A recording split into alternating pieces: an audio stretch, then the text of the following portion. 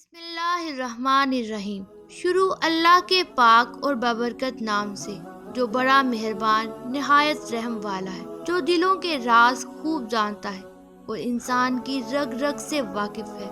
تمام دوستوں کو مڈاحہ ٹی وی میں خوش آمدید کہتی ہوں اور اللہ تعالیٰ سے دعا ہے کہ وہ اپنی رحمتوں اور برکتوں کے سائے آپ پر ہمیشہ برقرار رکھے۔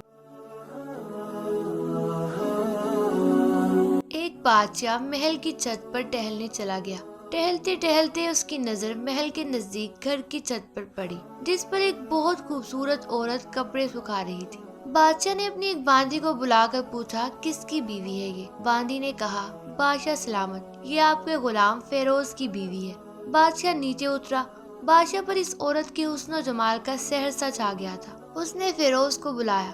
فیروز حاضر ہوا تو بادشاہ نے کہا، فیروز، ہمارا ایک کام ہے، ہمارا یہ خط فلاں ملک کے بادشاہ کو دے آؤ اور اس کا جواب بھی ان سے لے آنا۔ فیروز اس خط کو لے کر گھر واپس آ گیا، خط کو اپنے تکیے کے نیچے رکھ دیا، سفر کا سامان تیار کیا، رات گھر میں گزاری اور صبح منزل مقصود پر روانہ ہو گیا۔ اس بات سے لا علم کہ بادشاہ نے اس کے ساتھ کیا چال چلی ہے۔ ادھر فیروز جیسے ہی نظروں سے اوجھل ہوا، بادشاہ چپکے سے فیروز کے گھر پہنچا اور آہستہ سے فیروز کے گھر کا دروازہ کھٹکھٹایا۔ فیروز کی بیوی نے پوچھا، کون ہے؟ بادشاہ نے کہا، میں بادشاہ ہوں، تمہارے شوہر کا مالک۔ تو اس نے دروازہ کھولا۔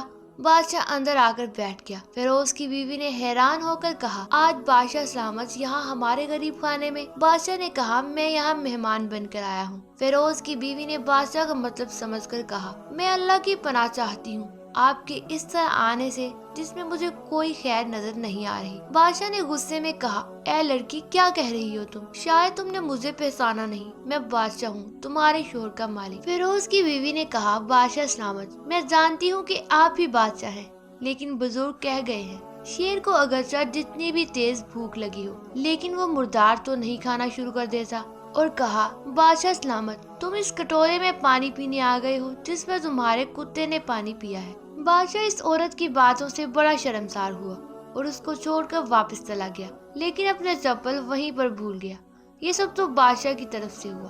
اب فیروز کو آدھے راستے میں یاد آیا کہ جو خود بادشاہ نے اسے دیا تھا وہ تو گھر پر ہی چھوڑ آیا ہے۔ اس نے گھوڑے کو تیزی سے واپس موڑا اور اپنے گھر کی طرف لپکا۔ فیروز اپنے گھر پہنچا تو تکیے کے نیچے سے خط نکالتے وقت اس کی نظر پلنگ کے نیچے پڑے بادشاہ کے چپل پر پڑی، جو وہ جلدی میں بھول گیا تھا۔ فیروز کا سر چکرا کر رہ گیا اور وہ سمجھ گیا کہ بادشاہ نے اس کو سفر پر صرف اس لیے بھیجا تاکہ وہ اپنا مطلب پورا کر سکے۔ فیروز کسی کو کچھ بتائے بغیر چپ چاپ گھر سے نکلا۔ خط لے کر وہ چل پڑا اور کام ختم کرنے کے بعد بادشاہ کے پاس واپس آیا تو بادشاہ نے انعام کے طور پر اسے 100 دینار دیے۔ فیروز دینار لے کر بازار گیا اور عورتوں کے استعمال کے قیمتی کپڑے اور کچھ تحائف بھی خرید دیے۔ گھر پہنچ کر بیوی کو سلام کیا اور کہا، چلو تمہارے میکے چلتے ہیں۔ بیوی نے پوچھا، یہ کیا ہے؟ کہا، بادشاہ نے انعام دیا ہے اور میں چاہتا ہوں کہ تم یہ پہن کر اپنے گھر والوں کو بھی دکھاؤ، جیسے آپ چاہیں۔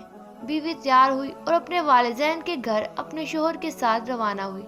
داماد اور بیٹی اور ان کے لائے گئے تحائف کو دیکھ کر وہ لوگ بہت خوش ہوئے۔ فیروز بیوی کو چھوڑ کر واپس آ گیا اور 1 مہینہ گزرنے کے باوجود نہ بیوی کا پوچھا اور نہ اس کو واپس بلایا۔ پھر کچھ دن بعد اس کے سالے اسے ملنے آئے اور اس سے پوچھا، فیروز، آپ ہمیں ہماری بہن سے غصے اور ناراضگی کی وجہ بتائیں یا پھر ہم آپ کو قاضی کے سامنے پیش کریں گے۔ تو اس نے کہا، اگر تم چاہو تو کر لو، لیکن میرے ذمے اس کا ایسا کوئی حق باقی نہیں ہے جو میں نے ادا نہ کیا ہو۔ وہ لوگ اپنا کیس قاضی کے پاس لے گئے تو قاضی نے فیروز کو بلایا۔ قاضی اس وقت بادشاہ کے پاس بیٹھا ہوا تھا۔ لڑکی کے بھائیوں نے کہا، اللہ بادشاہ سلامت اور قاضی القضاء کو قائم و دائم رکھے۔ قاضی صاحب، ہم نے ایک سرسبز باغ، درخت، پھلوں سے بھرے ہوئے اور ساتھ میں میٹھے پانی کا کنواں اس شخص کے حوالے میں دیا، تو اس شخص نے ہمارا باغ اجاڑ دیا، سارے پھل کھا لیے، درخت کاٹ لیے اور کنویں کو خراب کر کے بند کر دیا۔ قاضی فیروز کی طرف متوجہ ہو کر پوچھا، ہاں تو لڑکے، تم کیا کہتی ہو اس بارے میں؟ فیروز نے کہا،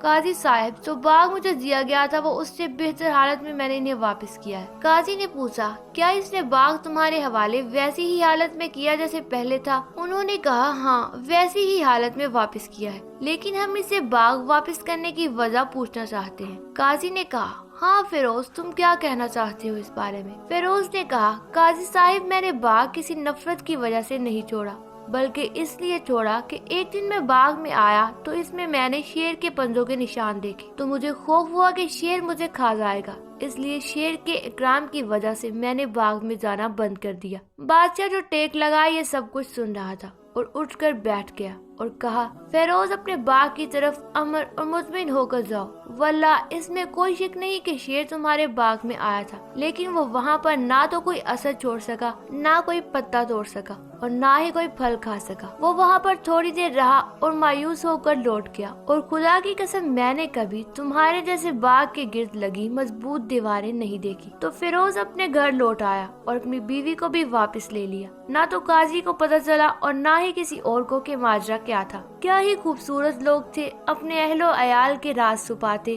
اور لوگوں کو پتہ نہ چلے دیتے، اپنے گھروں کے بید کسی پر ظاہر نہ ہونے دیتے تھے۔ بزرگ فرماتے ہیں، کبھی بھی یہ کام مت کرنا ورنہ رزق میں بے برکتی اور غربت آ جائے گی، اور جتنا بھی کما لو کچھ پتہ نہیں چلے گا۔ صبح فجر سے سورج ہونے تک کبھی نہ سوئے، اس سے رزق میں برکت اڑ جاتی ہے۔ رب کو وہ آنکھیں بہت محبوب ہوتی ہیں جو اس کی محبت میں روئی ہوں، جو اپنے کیے گئے گناہوں پر شرمسار ہوں، جو کسی کا دل دکھا کر شرمندہ ہوں، جو برائی کو دیکھنا ناپسند کرتی ہوں۔ اللہ کو سچ میں ہزاروں نگاہوں میں ایسی نگاہیں محبوب ہوتی ہیں۔ دعاؤں میں یاد رکھیے گا۔ امید ہے کہ آپ نے اسے بہت کچھ سیکھا ہوگا۔ آج کے لیے اتنا ہی دوستو، اگلی ویڈیو تک کے لیے اللہ حافظ۔